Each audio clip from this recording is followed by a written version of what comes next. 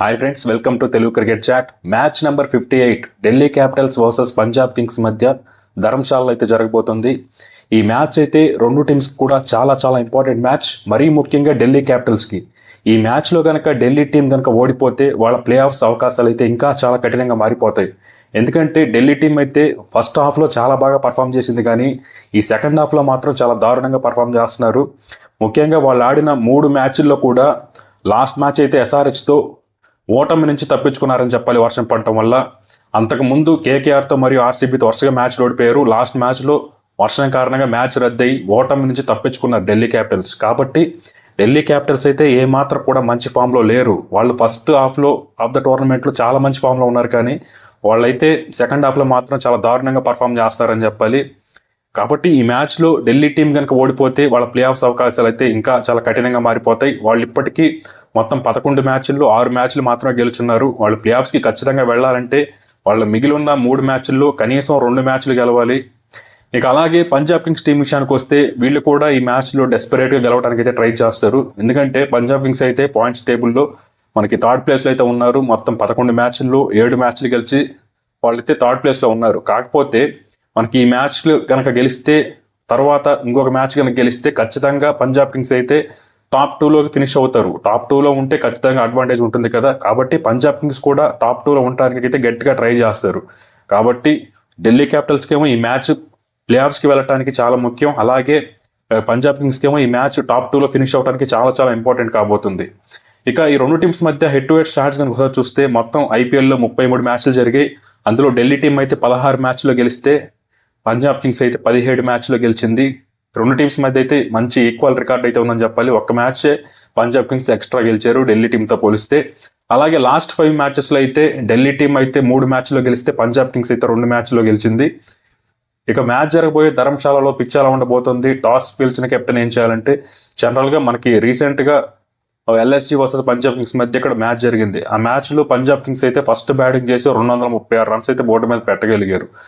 ఆ తర్వాత చేజింగ్లో లక్నో టీం అయితే 190 అంత స్కోర్ చేసినట్టున్నారు. కాబట్టి ఈ పిచ్ అయితే ఖచ్చితంగా మంచి బ్యాటింగ్ ఫ్రెండ్లీ వికెట్ ఉండబోతుంది. ఫస్ట్ బ్యాటింగ్ చేసినా సెకండ్ బ్యాటింగ్ చేసినా మంచి స్కోర్ కనుక బోర్డు మీద పెట్టగలిగితే డిఫెండ్ చేసుకోవచ్చు.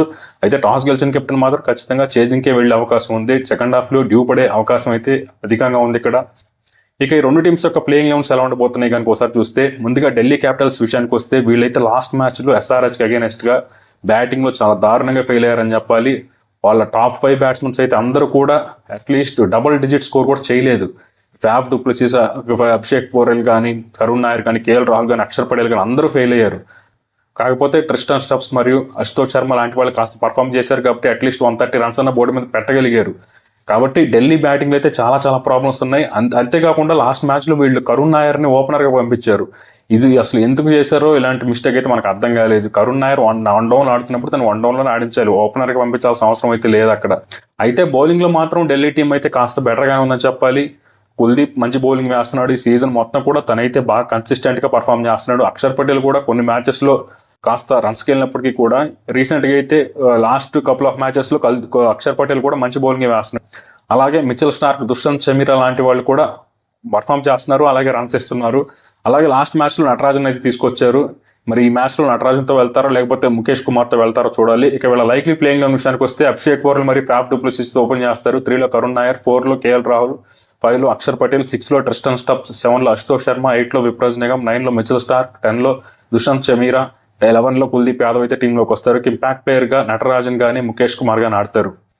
అదర్ హ్యాండ్ పంజాబ్ టీం విషయానికి వస్తే వీళ్ళైతే చాలా మంచి ఫామ్లో ఉన్నారని చెప్పాలి. లాస్ట్ మ్యాచ్లో ఎల్ఎస్జీని అయితే మంచి మార్జిన్తో అయితే ఓడించారు. ముఖ్యంగా వీళ్ళ బ్యాటర్స్ అయితే చాలా బాగా పర్ఫామ్ చేస్తున్నారు. ప్రభ్ సిమ్రన్ సింగ్ కానీ, శ్రేయస్ అయ్యర్ కానీ, అలాగే జాష్ ఇంగ్లీష్ కానీ వీళ్ళైతే చాలా బాగా పర్ఫామ్ చేస్తున్నారని చెప్పాలి.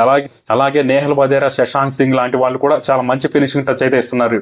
కాబట్టి పంజాబ్ కింగ్స్ బ్యాటింగ్లో అయితే ఎలాంటి ప్రాబ్లమ్స్ అయితే లేవు, చాలా స్ట్రాంగ్గా ఉంది. అలాగే పంజాబ్ కింగ్స్ బౌలింగ్లో కూడా హర్షదీప్ సింగ్ అయితే చాలా మంచి ఫామ్లో ఉన్నాడు. తనైతే 4 overs వేసి 16 రన్స్ ఇచ్చి 3 ఇంపార్టెంట్ వికెట్స్ తీసుకున్నాడు లాస్ట్ మ్యాచ్లో. అలాగే మార్కో యాన్సన్, అజ్మతుల్లా ఉమర్జే లాంటి వాళ్ళు కూడా పర్లేదు పర్ఫామ్ చేస్తున్నారు బాగానే. కాకపోతే యూజ్ చాహల్ అయితే కాస్త రన్స్కి వెళ్ళిపోతున్నాడు. కాబట్టి ఓవరాల్గా పంజాబ్ కింగ్స్ బౌలింగ్ కూడా పర్లేదు బాగానే ఉందని చెప్పాలి. ఇక ఈ రెండు టీమ్స్లో ఏ టీంకి గెలిచే అవకాశం ఉందంటే, ముందుగా బ్యాటింగ్ విషయానికి వస్తే ఢిల్లీ టీంలో అయితే చాలా ప్రాబ్లమ్స్ ఉన్నాయని చెప్పాలి. వీళ్ళ బ్యాటర్స్ ఎవరు సరైన ఫామ్లో అయితే కనిపించట్లేదు, కాస్త ఇన్కన్సిస్టెంట్గా ఉంది. ఇక అలాగే మనకి పంజాబ్ కింగ్స్ బ్యాటింగ్ విషయానికి వస్తే మాత్రం పంజాబ్ బ్యాటర్స్ అయితే చాలా మంచి ఫామ్ లో ఉన్నారు. నెంబర్ 9 వరకు అయితే మంచి బ్యాటింగ్ డెప్త్ అయితే ఉంది. అందులో మంచి ఫామ్ లో ఉన్నారు. వాళ్ళ కెప్టెన్ శ్రేయస్ అయ్యర్ కానీ, ప్రభ్సిమ్రన్ సింగ్ కానీ, నేహల్ వద్రా, శశాంక్ సింగ్ లాంటి వాళ్ళు చాలా బాగా పర్ఫామ్ చేస్తున్నారు. వాళ్ళకి తోడు జాష్ ఇంగ్లీష్ కూడా పర్లేదు మంచి బ్యాటింగ్ చేస్తున్నాడు. కాబట్టి పంజాబ్ కింగ్స్ బ్యాటింగ్ పరంగా చూసుకుంటే ఢిల్లీ క్యాపిటల్స్ తో పోలిస్తే పంజాబ్ దగ్గర కాస్త బెటర్ బ్యాటింగ్ అయితే ఉందని చెప్పాలి. అలాగే బౌలింగ్ విషయానికి వస్తే మాత్రం రెండు టీమ్స్ అయితే కాస్త ఈక్వల్ గానే ఉన్నాయని చెప్పాలి. కాబట్టి ఖచ్చితంగా ఈ మ్యాచ్ లో పంజాబ్ దగ్గర బెటర్ బ్యాటింగ్ లైనప్ ఉంది. కాబట్టి ఖచ్చితంగా పంజాబ్ కింగ్స్ కి ఈ మ్యాచ్ లో కాస్త ఎడ్జ్ అయితే మనకు కనిపిస్తుంది.